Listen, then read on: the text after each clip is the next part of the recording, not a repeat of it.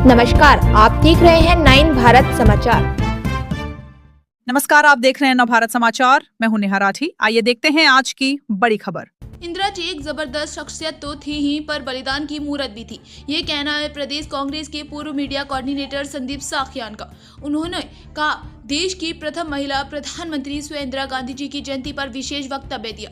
उन्होंने कहा, इंदिरा जी संघर्ष के मार्ग पर चलते हुए देश के आंतरिक और विदेशी मामलों पर निर्णायक भूमिका में रही।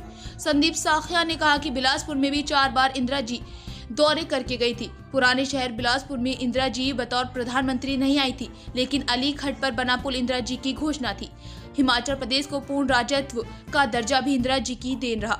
इंदिरा जी देश का मस्तक पूरे विश्व में हमेशा ऊंचा रखा और निर्गुणता के आधार पर भारतवर्ष को नई दिशा दी।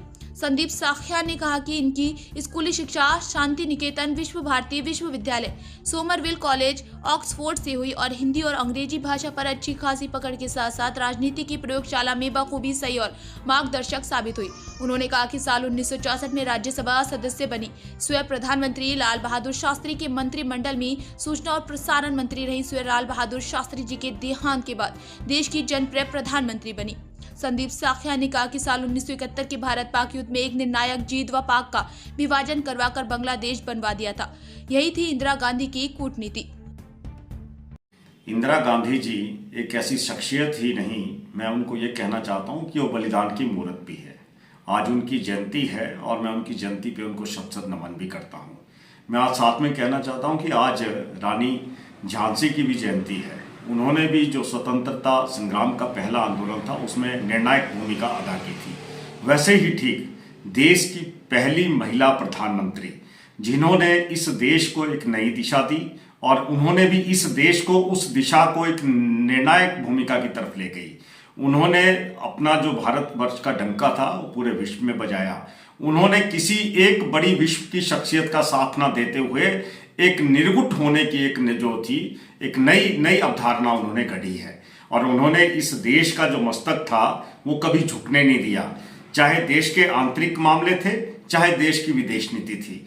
इंदिरा गांधी जी ऐसी थी कि गरीबी उन्मूलन से लेके बैंकों का राष्ट्रीयकरण करना और नई औद्योगिक नीति लाना, और जहां पे हमारे उस तत्कालीन समय के अंदर जब हमारे पास पहनने को कपड़ा नहीं था, खाने को रोटी नहीं थी, तो बोलने का मतलब ये था कि उन्होंने इस देश का राजस्व बढ़ाया। उन्होंने इस देश के अंदर गरीबों की आवाज उठाई, गरीबों के लिए आवाज भी उठाई और उसके लिए एक निर्णायक भूमिका उन्होंने अदा की। उन्होंने इस देश के टुकड़े होने से बचाया। बेशक उनको उसकी जो मूल्य था वो अपनी शहादत देके करना पड़ा। उन्होंने क्षेत्रवाद के ऊपर प्रहार किया, उन्होंने अलगाववाद के ऊपर प्रहार किया, उन्होंने धर्म जाति की राजनीति को दरकिनार किया। उन्होंने इस देश के अंदर बैंकों के राष्ट्रीयकरण से लेके और देश को एक नई दिशा की तरफ अग्रसर किया। उन्होंने आम आदमी की समस्या को समझा। जो 20 पॉइंट प्रोग्राम 20 सूत्रीय कार्यक्रम उन्होंने चलाया, जो हमारी रोलिंग प्लान थी, हमारी पंचवर्षीय योजनाएं थी, स्टेप बाय स्टेप उन योजनाओं को आगे बढ़ाया। उन्होंने अकेली इंदिरा गांधी एक ऐसी थी जिन्होंने पाकिस्तान के 2 टुकड़े कर दिए और 2 टुकड़े करने के बाद आज बांग्लादेश को उन्होंने बनाया। ये बांग्लादेश इंदिरा गांधी जी का किया हुआ सृजन है, मैं ये कहता हूं। लेकिन उन्होंने आज जो प्रहार पाकिस्तान के ऊपर किया था, आज भी वो पाकिस्तान के सीने के अंदर वो झलकता है कि उन्होंने पाकिस्तान को विभाजित किया, उसका विघटन कर दिया।